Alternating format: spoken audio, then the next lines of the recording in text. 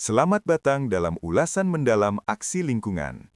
Kali ini, kita menyoroti langkah cepat Kang Deddy Mulyadi dalam rehabilitasi lahan bekas tambang di kawasan Kuningan, Jawa Barat.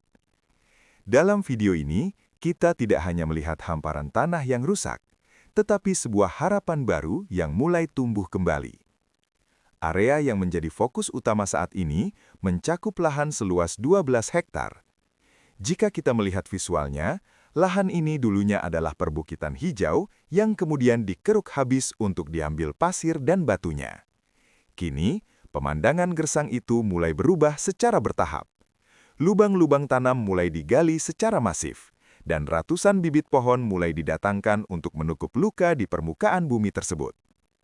Satu hal paling inspiratif dari gerakan ini adalah pemberdayaan manusianya. Kang Deddy melakukan pendekatan unik dengan mengubah profesi para pekerja tambang setempat. Sebanyak 6 orang warga lokal yang tadinya menggantungkan hidup dari hasil mengeruk tambang, kini resmi direkrut sebagai pengelola hutan. Mengapa ini penting? Karena rehabilitasi lahan bukan hanya soal menanam bibit, tapi soal memastikan bibit itu hidup.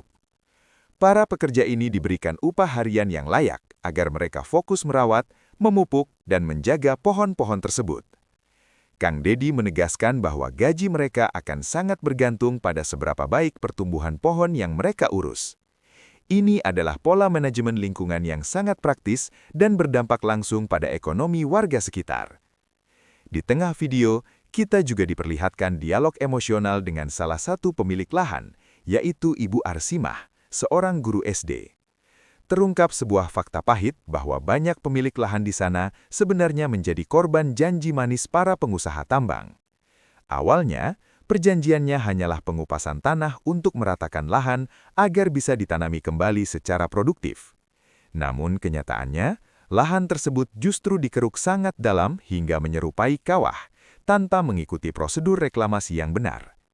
Ibu Arsimah mengungkapkan rasa syukurnya saat melihat area tersebut kini mulai dihijaukan kembali melalui campur tangan Kang Deddy Mulyadi. Bagi para pemilik lahan, gerakan ini bukan hanya membawa bibit pohon, tapi juga mengembalikan martabat tanah mereka yang sempat rusak demi kepentingan komersial sesaat. Bicara soal jenis tanaman, strategi yang diambil cukup cerdas. Ada kombinasi antara pohon hutan untuk fungsi ekologis dan pohon buah seperti jengkol untuk fungsi ekonomi.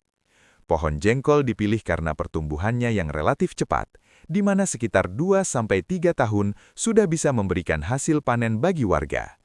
Namun, Kang Deddy juga memberikan kritik pedas terhadap pola penanaman pohon yang selama ini dilakukan oleh instansi pemerintah.